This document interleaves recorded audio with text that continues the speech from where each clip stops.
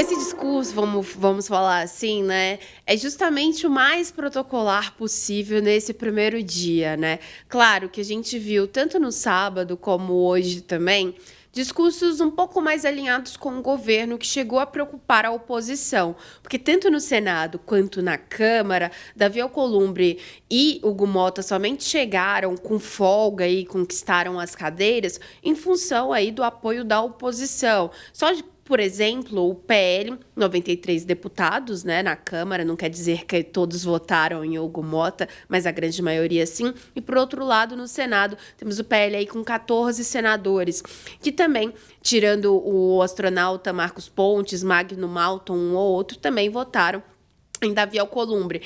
E os dois, logo depois da vitória, chegaram com discursos que incomodaram a oposição, né? Então, Davi Alcolumbre chegou a falar sobre uma pauta governista, Motta usou um termo do ainda estamos aqui, que a oposição não gosta.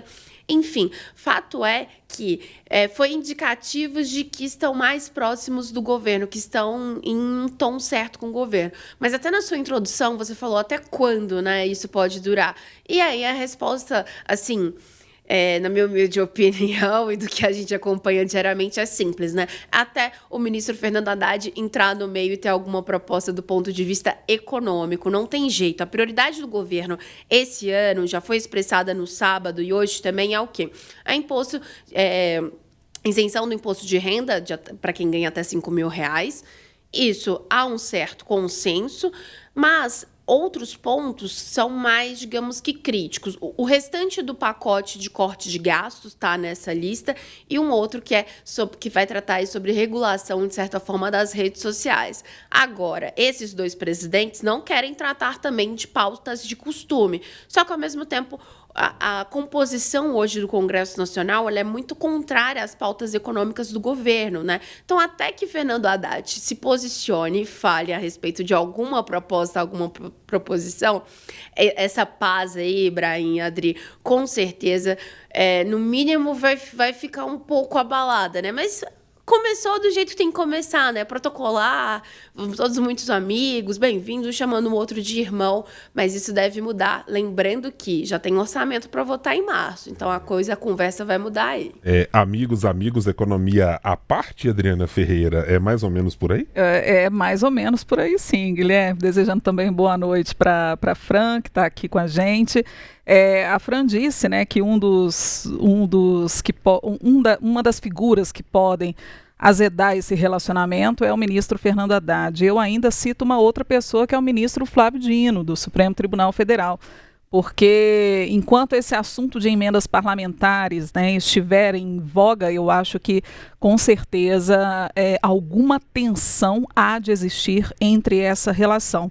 Agora é interessante, Guilherme, Francine, e é interessante também trazer para o nosso internauta, que quando a gente vai acompanhar um discurso, uma posse, algo nesse sentido, nós jornalistas, nós somos treinados a verificar com mais profundidade cada palavra que é dada, o que é falada, né, naquele discurso.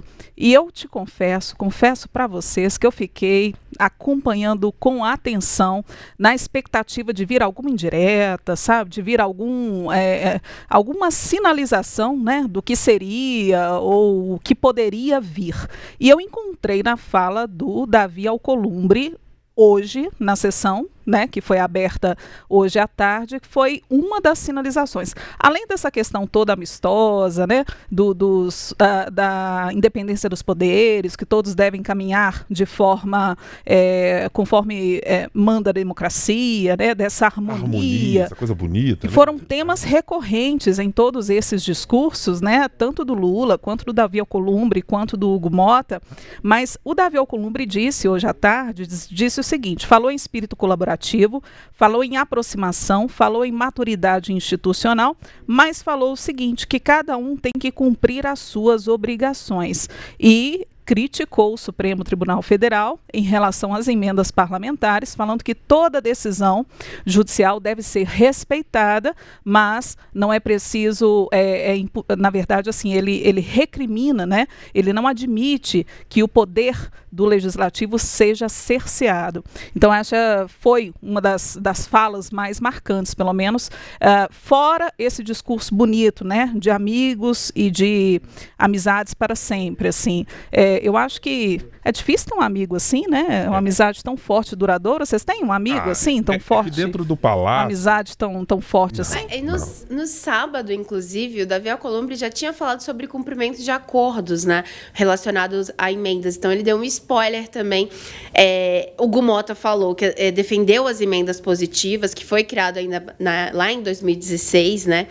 E o Davi Alcolumbre falou da importância de se cumprir acordos e que o parlamento tem que ser corajoso perante ao judiciário, ao governo, à mídia, ao mercado. Então, a gente vê também recados duplos. Não sei se vocês concordam com isso, mas, assim, agrada um ali, desagrada um pouquinho aqui, mas dá um outro sinal ali. Aquele meio de campo, né? Que tanto é que fez com que os dois fossem eleitos aí com grande folga. Agora, tem uma questão também que precisa ser colocada no debate, não sei se vocês vão concordar, é que essa relação amistosa, ela, de certa forma, ela precisa permanecer por algum tempo, porque o governo precisa colocar essas pautas para votação, mas ao mesmo tempo a gente tem uma eleição em 2026 em que deputados, senadores, parlamentares precisam mostrar serviço de alguma forma, não só, né, pelas candidaturas que estão por vir, né, quanto pelo tempo, pelo prazo, que também fica curto, até para discutir algumas questões que são mais, não complicadas, mas que exigem mais tempo, né, para debate.